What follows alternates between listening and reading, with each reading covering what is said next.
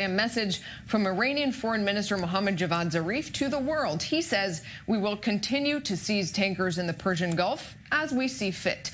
This comes in the wake of a third such incident Sunday. This time, a ship hauling oil to Iraq detained by naval forces of the Islamic Revolutionary Guard Corps. Iran's actions in this key waterway are seen as retaliation for the UK seizing one of its tankers for violating sanctions on Syria, along with the US pullout from the nuclear agreement. Here's Zarif's explanation.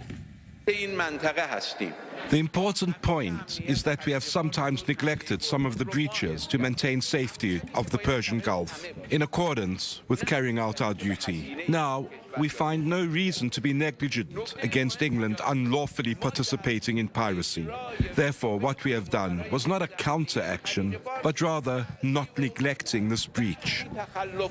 The Trump administration hoping to counter Iran's actions in the Gulf with a multinational maritime defense force. They're counting a lot on allies, but Germany's foreign minister making clear today, count us out. Together with the French and the Brits, we discussed at length what such a mission would look like, also as an alternative to the US strategy of maximum pressure on Iran, which we believe is wrong. At the moment, the Brits would rather join an American mission. We won't do that. And joining us now is Professor Uzi Rabi, director of the Moshe Dayan Center at Tel Aviv University. And Uzi, we just heard there from the German foreign minister, we're not joining any maritime force. And it seems now that Iran is simply seizing ships at will in the Persian Gulf. Has to be some kind of new strategy from the West? Well, I have to say, sadly, that I am not surprised, because if the attacking of this British oil tanker went unnoticed, and neither the United States nor the British came up with kind of reciprocal military attack or even kind of a partial military attack, this means for Iran, again, that barking dogs do not bite. Sorry to say that time and again. This is how the Iranians' back of mind works. If you are not going to... Europeans don't react, then clearly we have a free hand to do what we want. Definitely. So what we are going to have in this really key waterway, the Persian Gulf, in the coming months is more of the same in that regard. Cat and mouse game, tit for tat.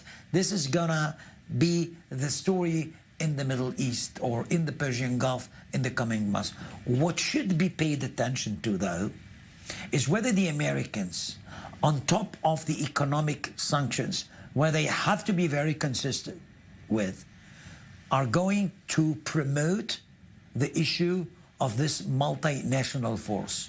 This is of high importance, because if something going to disturb Iran really, is this sort of multinational force that is going to curb and to curtail the Iranian industry of smuggling oil or oil smuggling in this waterway. This is basically the main issue or target which this multinational force should actually deal with. And I'm pretty sure that if that is going to be there by the United States and hopefully with the British, there would be kind of a change in the long run or the medium run. Unfortunately, if this is something that is not going to be there, again, this would give the Iranian more strength in defying the West, counting on Europeans, and creating kind of a very, very chaotic situation in the Middle East. So on that note, we've seen Iran threatening to block all exports through the Strait of Hormuz. Once upon a time, that would have been seen as an empty threat that Iran would never do. But given what we've seen in the Gulf, is that possible? They won't do that.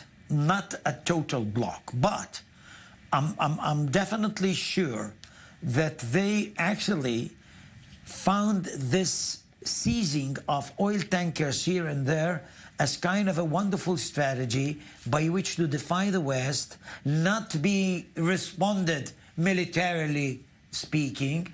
And this is something that makes them actually save some time, wait for October or November 2020, and say loud and clear, as they said this morning in the Persian media, while quoting actually some of the leaders of Iran, he is going to end up in a year time.